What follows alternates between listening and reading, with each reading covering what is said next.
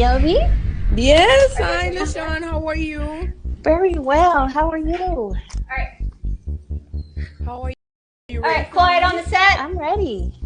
We going in three, two, one. Hey there, Yovy D. It's Craig here from The Whistler. Just want to say hello. Yovy, I thank you so much for trusting me and for having so much passion. Yovy D, what is good, girl? I just want to thank you so much for the shout out, no doubt. I appreciate you because you're great. Hey, Yovy D. Thank you so much for stopping by and giving us some love. That was awesome. On which one? Shame or please don't date me? Please don't take me. I'm curious. Oh my goodness. I chose Positive vibes here. Congratulations for where with we're at everything in our that life you're cycle doing. of our Just keep business doing and our your thing. life. And Keep so I being began to you. build that I love it.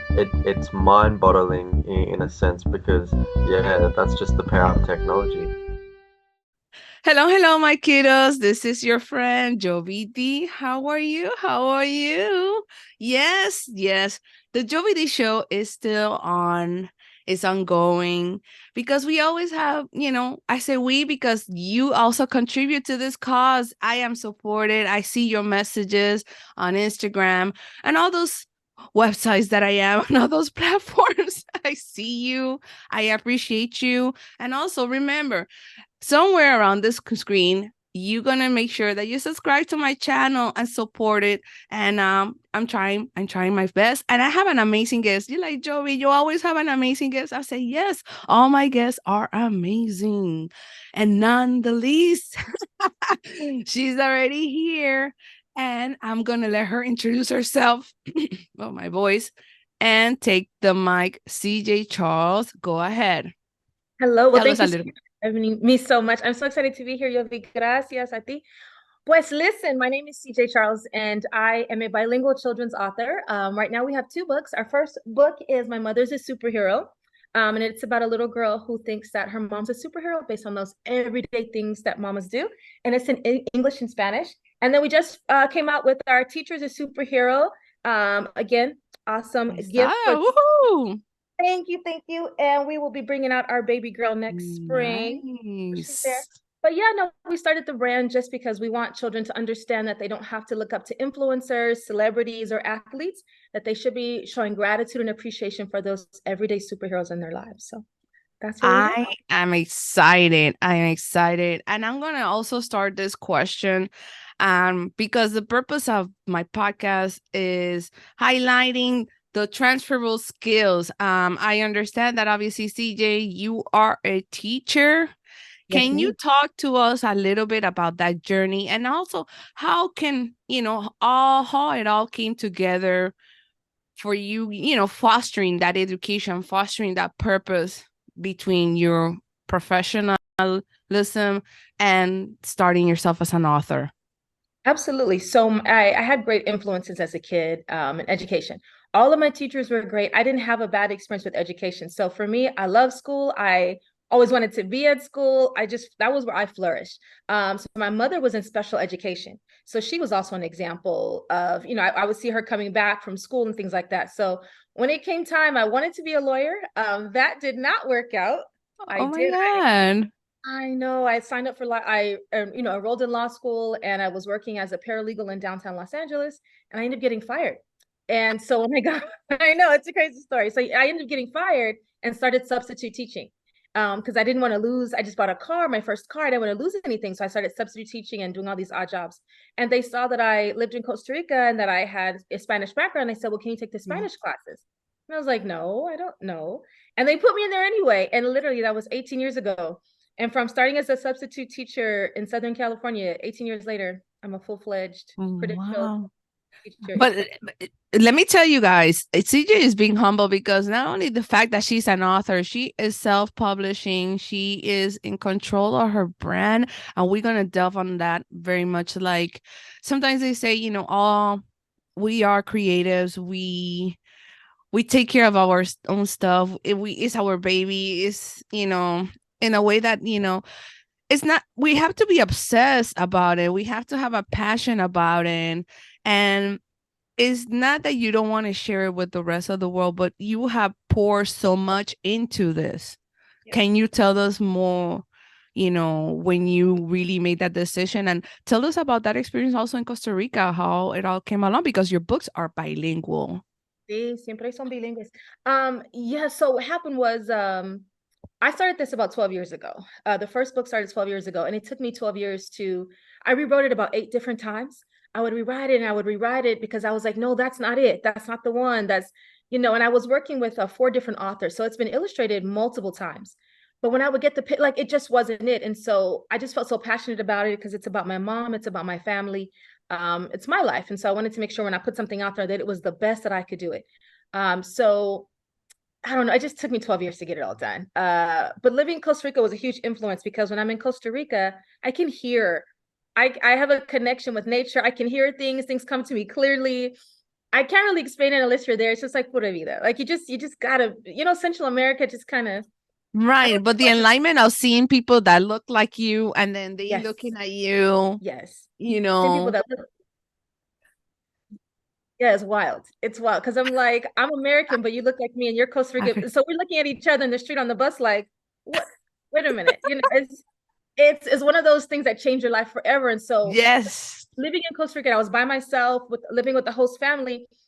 I was like, I can do anything. Like God told me I could do anything. And I heard him between the howler. I heard him in the night. I was like, I could do it. So I finished this book up and released it during COVID because I had all this extra teaching time. I was only teaching like an hour or 2 a day. I had some time on my hands.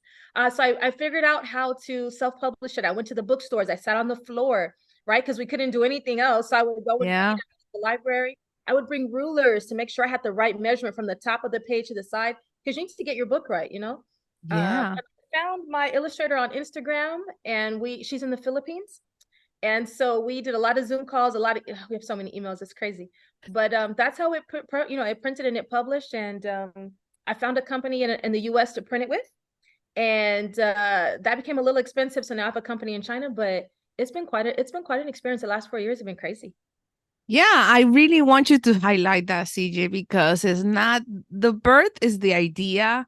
The execution is getting it done and making it a reality. And the process becomes the sweat and tears that we, literally say, the obstacles, the obstructions that sometimes did you ever at moments is like, okay, I don't want to say, well, you gave up or you had doubts or you like, I'm going to just put this on ice for now. Can you tell us more about that?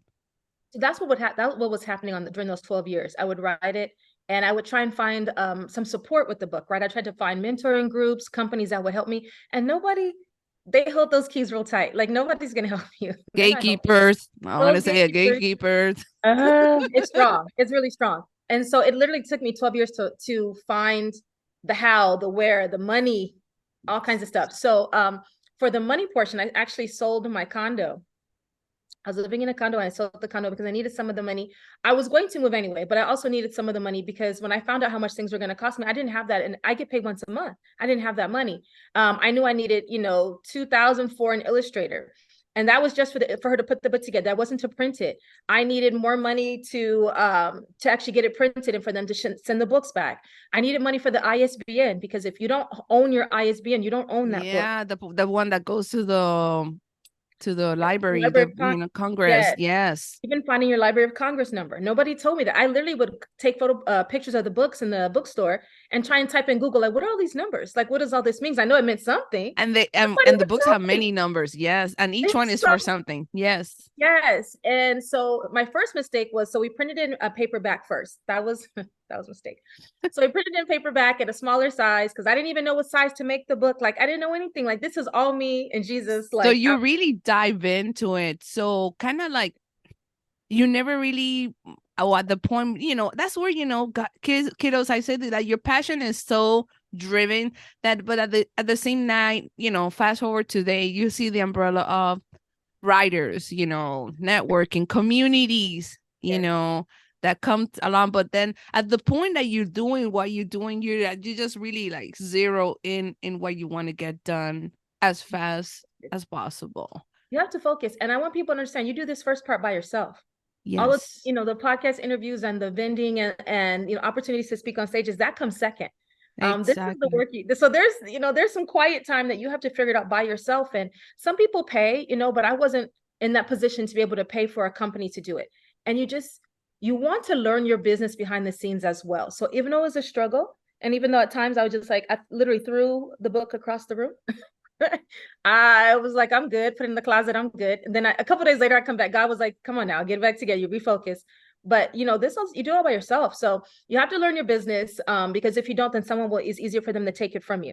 If you don't own your ISBN, if you don't know what the Library of Congress, if you haven't gone through that publishing process, then people come along and tell you anything, and then they have all your passion, all your hard work, and that's It's silly. your craft. It's your craft. And you have to know. Sometimes we're like, well, but I don't really want to know the finance. I don't want to do this. I just want to create. But it's like, no, you need to know the ropes, the ins and outs, the possibilities, the hurdles, everything. You have to have a understanding of your own business. You really do. And you have to know the numbers. You have to know how many books you sold. When did you send, who was, you have to know you have to figure all these things along the way. So the last 4 years have been quite a learning curve. And even though they've been tough at times, I wouldn't change it for anything, because I'm so much more confident and knowledgeable now that people are asking me stuff, and I laugh because I'm like, I don't know, I just did it. Like, I just giggle now. But when I look at my notes, and keep your notes, keep a journal of your journey. Yes. When you go back and read it, you're like, oh my God, I didn't know that. Oh my God. Like,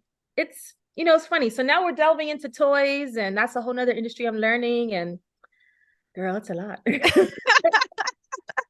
But it's like, everybody will ask you, but what's the spark that keeps you going? What's the spark that, makes you do more?